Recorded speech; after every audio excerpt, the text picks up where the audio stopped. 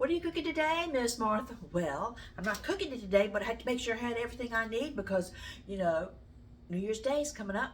Brand new year, 2023. Wish the best to you and your family for that. But you know, we could all use a little extra luck. And in the South, we have a tradition, and that is black-eyed peas. Eating black-eyed peas on New Year's Day is supposed to bring you good luck.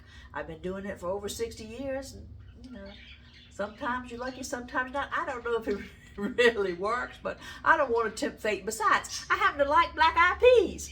So I'm going to show you how I cook them now. In the olden days, which is back in the 60s and 70s, we used to you would soak them and then you would throw a big old ham hock in there and let them just cook all day long.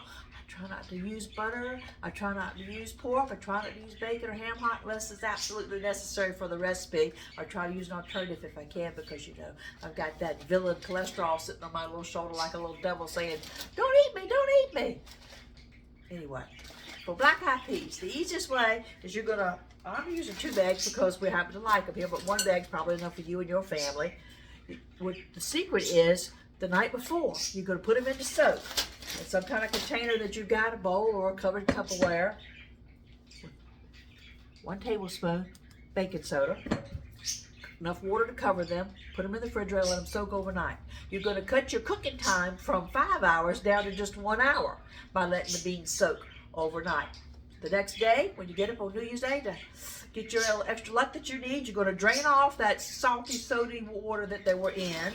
So you're going to rinse your beans off that were soaking. You're going to put them in a big old stew pot. We're going to cover them with 1 carton of low sodium beef broth, 1 can of coconut milk, 3 tablespoons of olive oil, 1 tablespoon Worcestershire sauce, 1 teaspoon salt, 1 teaspoon garlic powder or onion powder. Here's the garlic powder. 1 teaspoon onion powder, 1 teaspoon garlic powder,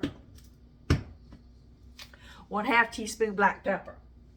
We're also going to throw in there some diced celery, diced red onions, diced yellow onions to give it a little crunch.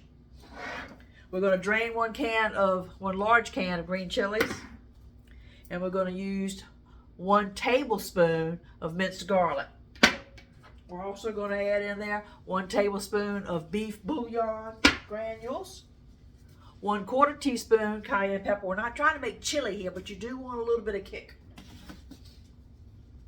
1/4 teaspoon paprika, 1/4 teaspoon cinnamon. And that's all it needs. Going to put it on bring it up to a boil on high heat.